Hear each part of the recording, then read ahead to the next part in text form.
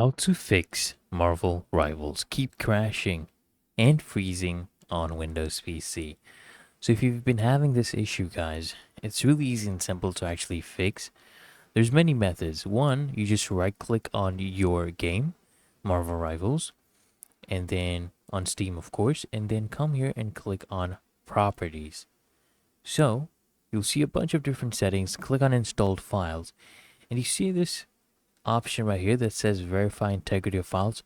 Just click on this, and what this will do is it will make sure that all the game's files have been installed correctly. All files are there, there's nothing missing, and there's nothing that is actually corrupted. Okay? And what you can also do is, if that doesn't fix the issue, right click on your start, click on Task Manager. Then what you want to do, guys, is you want to go ahead and turn off every single task that is taking a lot of your RAM and a lot of your CPU that you're not actually using. For example, if I want to close this, come here and just click on End Task. Okay?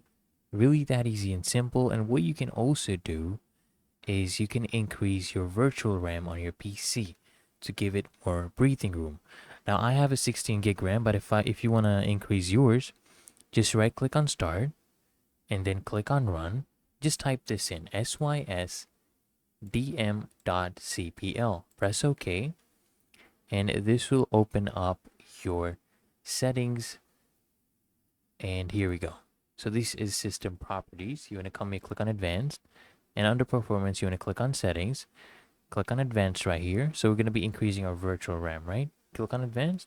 Click on Virtual Memory Change right here. And then you want to increase your virtual RAM. Come here, set something around.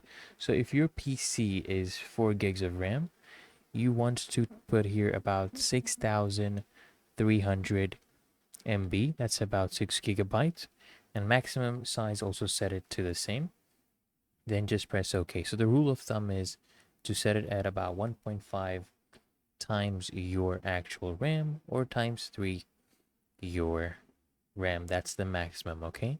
So I hope this guide provided value to you, and if it did, guys, consider smashing that like button as well as subscribing to frequently asked questions, and I'll see you guys in the next one.